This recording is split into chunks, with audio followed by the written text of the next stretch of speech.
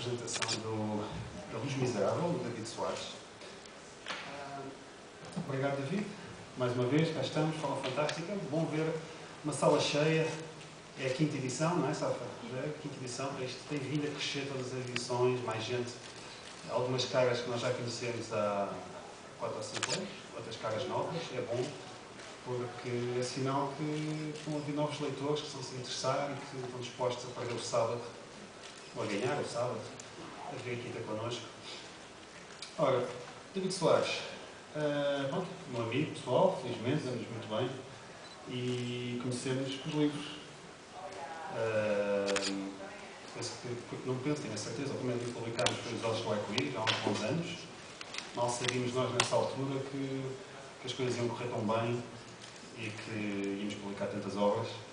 E estamos aqui nesta altura próxima do Halloween para publicar o primeiro volume de uma intenção que o David tem, que é todos os anos, eu já estou a falar um bocadinho o que tu querias dizer, mas todos os anos, para esta altura, o David gostava de ter um livro de contos para apresentar. Se calhar até podemos apresentar sempre no fórum. Eu gostava. Luz Miserável para este ano, acho que está um livro do conteúdo vai falar o David, porque já que está aqui, ouvimos do próprio autor. Mas nós tentámos que fosse um objeto especial em termos de design, em termos de paginação. Eu acho que eu fiquei muito satisfeito, acho que o David também ficou, para nós é sempre muito importante. E espero que vocês também arrisquem a leitura. O livro até tem um cheirinho assim especial, os livros normais não têm. Portanto, aproveitem enquanto o cheirinho não os bate o tempo.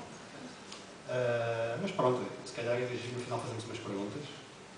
Vamos aproveitar que não é todos os dias que estamos com um autor que gostamos e que admiramos. E pronto, David, depois de Vosso Arco-Íris, da Conspiração do ano passado, já teve uma edição já está aqui. Conspiração, edição da Camões, que é a nossa chancela mais literária, portanto, onde publicamos geralmente não é fantasia, mas não é fantástico, mas desta vez que publicamos. E do último, do Evangelho, do Lisboa Triunfante, que não está aqui, já deve estar esgotado ali na nossa banca. O que é que querias contar com o teu último livrinho de conto, a tua antologia? Para mim é uma satisfação, obrigado a todos por terem vindo. Para mim é uma satisfação enorme estar mais uma vez no Fórum Fantástico a apresentar uma antologia de contos de horror, visto que o primeiro livro que eu publiquei pela saída de emergência foi Os Ossos do Arco-Íris, que tem um espírito muito semelhante a este. E isto tudo é um trabalho em progresso, é um trabalho em contínuo, que eu fui desenvolvendo sempre com as mesmas intenções e as mesmas temáticas. Eu sou um escritor de literatura fantástica, a minha voz autoral vai por aí. Não pretendo no futuro escrever coisas que não sejam ficção fantástica e sobretudo que não sejam próximas da linguagem do horror. Em espírito, A Luz Miserável é muito semelhante aos meus romances anteriores, O Evangelho, A Conspiração dos Antepassados ou Lisboa Triunfante. Só que tem uma diferença essencial. A diferença essencial que existe entre as minhas antologias de contos e os romances é que eu, com os romances, falo de muita coisa que não se relaciona com o horror. Falo de outros assuntos esotéricos, herméticos, científicos, até históricos. E com os livros, com os contos, eu tenho intenções muito mais elementares, muito mais específicas. Eu, com os romances, há bocado estava a dizer ao Rui Tavares, para quem acompanhou a intervenção anterior, tivemos aqui 1 hora a falar sobre Lisboa Fantástica. E no final fomos beber um café e o Rui estava-me a perguntar: então, David, um livro de contos, o que é que podemos encontrar de diferente nos contos que não encontramos nos romances? E o que eu lhe disse, posso dizer a vocês, é que os romances, eu quero que o leitor se embrenhe naquele mundo e que pense e que analise e que reflita com muito pormenor e com muita aturação tudo aquilo que está a ler. E com os livros de contos a intenção é muito simples. A única coisa que eu quero é que o leitor pense que o próximo a ficar sem um braço pode ser ele. Portanto, é muito simples, é uma intenção muito específica. A Luz Miserável não é um livro conceptual, no sentido em que cada conto tem um universo específico, fechado, que não comunica com o conto seguinte. Contudo, existe a intenção de que todas as histórias que eu venho a desenvolver, sejam romances ou livros de contos, se passem todas no mesmo universo ficcional. E existem referências nos vários contos da Luz Miserável que falam de acontecimentos, personagens, ocorrências que estão presentes nos títulos anteriores. Por conseguinte, quem acompanha o meu trabalho já há algum tempo e quem já leu grande parte dos títulos que eu publiquei vai perceber onde é que eu fui buscar certas coisas que aqui estão, e há certas coisas que aqui estão que vão ser desenvolvidas em trabalhos posteriores. E A Luz Miserável, como eu dizia, é um livro não é conceptual, é um livro de contos, muito simples. De onde é que veio o título? A Luz Miserável. Bom, o título tem sempre duas leituras. A primeira, e que é verídica, e não adianta estar aqui a inventar, o título é escolhido pela sonoridade, por aquilo que transmite a um nível meramente estético. É um título que eu achei bom, achei bonito e decidi enverdar por aí. Mas depois comecei a pensar que, de facto, existe aqui uma ideia principal por trás do título, se bem que o livro não seja nada conceptual. Que é a seguinte: há pouco estávamos aqui a falar sobre Lisboa.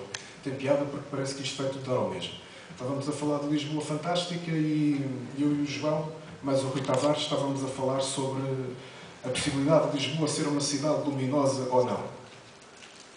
E eu disse que não achava, porque Lisboa, pelo contrário, tem uma escuridão muito particular, muito telúrica, muito associada à terra e às suas raízes e às civilizações que a foram construindo ao longo dos séculos e foram deixando estratos sedimentares uns por cima dos outros.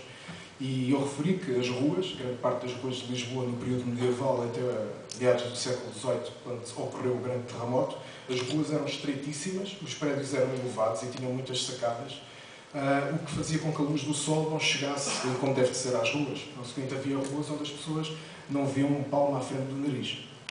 E nesse sentido, eu não considero que Lisboa, apesar do sol e do rio, seja uma cidade solar, seja uma cidade muito luminosa. Aquela ideia da cidade branca, eu não concordo com essa ideia. E A Luz Miserável inscreve-se nessa ideia de que é na luz que às vezes as piores coisas que nos podem acontecer, acontecem. Normalmente pensa-se que a noite é o território privilegiado do terror e das coisas funestas e dos pesadelos, e é tão o território dos pesadelos que o nosso metabolismo atinge um nível mais baixo a partir das 5 da manhã às 6 da manhã. Se vocês forem falar com os enfermeiros e com os médicos de qualquer grande hospital, eles dirão que essa hora é a hora da morte. Normalmente as pessoas que estão moribundas acabam sempre por morrer entre as 5 e as 6 da manhã. É mesmo a hora fatal. E por curiosidade, é também a hora dos pesadelos. Os sonhos estão programados para aparecerem consoante várias fases do sono. E a fase mais propícia a ter pesadelos é mesmo essa fase onde as pessoas morrem com mais frequência. Não sei se há aqui uma leitura qualquer metafísica que se pode criar, ir por aí, mas é curioso que a hora dos pesadelos seja também a hora da morte. E há aqui uma ideia que eu exprimi na Luz Miserável, pela voz de uma personagem, em que ela refere que quanto mais... Isto é a voz da personagem, é uma ideia da personagem. Ela refere que quanto mais próximos estamos da morte, mais começamos a ver as coisas que estão próximo da morte também. E quando começamos a ver determinadas coisas que não era suposto vermos, é sinal que vamos morrer. Essa ideia também se pode escrever nesta história de que a hora dos pesadelos é a hora da morte. E A Luz Miserável transmite esse conceito, que é durante o dia que acontecem as piores coisas. Porque a noite, ao fim e ao cabo, pode ser assustadora, mas é à noite que pensamos, é à noite que refletimos, é à noite que revemos as ações que realizamos durante o nosso dia e é à noite que amadurecemos e crescemos e refletimos numa série de assuntos. Durante o dia andamos na luta diária e é aí que, de facto, muita coisa má pode acontecer, acidentes, terrores variados, etc. Eu estou-me a lembrar de para tornar as coisas um pouco mais realistas, estou-me a lembrar de uma coisa que me aconteceu há uma dezena de anos, talvez. Estão aqui amigos meus dessa altura, mas eles não estavam presentes quando isto aconteceu.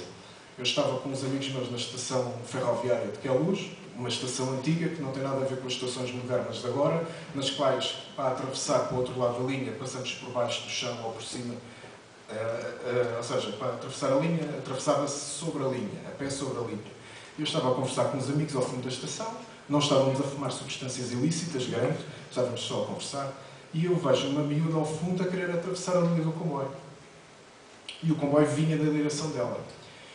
E ela deve-se ter apercebido que não ia conseguir atravessar a tempo de evitar o choque do comboio. E recuou de costas, andou de costas. Só que calculou mal a distância e levou uma cabeçada do comboio.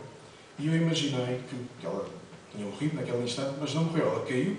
E até pensei que ela tinha caído com as pernas para baixo das rodas do comboio, mas não, ela caiu com os joelhos dobrados, portanto, caiu em cima das pernas. E eu fui correr de onde estava sentado, para ver se a conseguia tirar da linha, e tirei, peguei nela ao colo, era uma miúda nova, levezinha, E ela estava a chorar, está com a cabeça cheia de sangue, ainda pensei que ela tinha perdido um olho, mas depois tirei o sangue com a mão e vi que o olho ainda lá estava, e levei-a para a plataforma do outro lado, e assim que a coloco na plataforma, vêm logo os heróis de serviço dizerem: você afaste-se, então.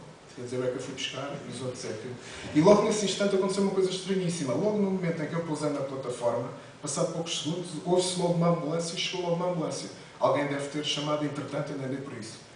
E esse foi o primeiro contacto, e se calhar até agora o único, felizmente, que eu tive com o horror real que acontece durante o dia. E é por isso que eu costumo dizer que, às vezes, sou abordado, não por pessoas que gostam de literatura fantástica, como todos nós que aqui estamos, mas por pessoas que têm alguma desconfiança ou desdenham do género, principalmente do horror, que é sempre um género muito mal visto. E elas vêm perguntar: porque é que tu escreves estas coisas horríveis? O mundo já é tão mau, para que é que queres torná-lo ainda pior? E eu costumo dizer que estas ficções são muito inocentes e até são otimistas, porque ajudam-nos a observar os terrores reais de outra maneira. Aquele horror real, tirar a miúda da linha do comboio, ficar com a roupa cheia de sangue e chegar a casa e a minha mãe: o que é que te aconteceu? Não, o sangue não é meu. Mas, e aquilo perturba-me imenso. O horror real perturba muito. Porquê? Porque é imediato, é inesperado. E não há tempo para digeri-lo. É uma coisa inesperada, que não tem nada a ver com certas reproduções que nós vemos em filmes ou em séries de televisão, que são sempre muito orquestradas e muito cênicas e muito preparadas para criar um determinado efeito no espectador. Mas o horror real, quando acontece, não tem nada de espetacular. É uma coisa violentíssima, sem coreografia e que não segue nenhum plano determinado. Aconteceu e pronto. E nós temos que lidar com esses efeitos.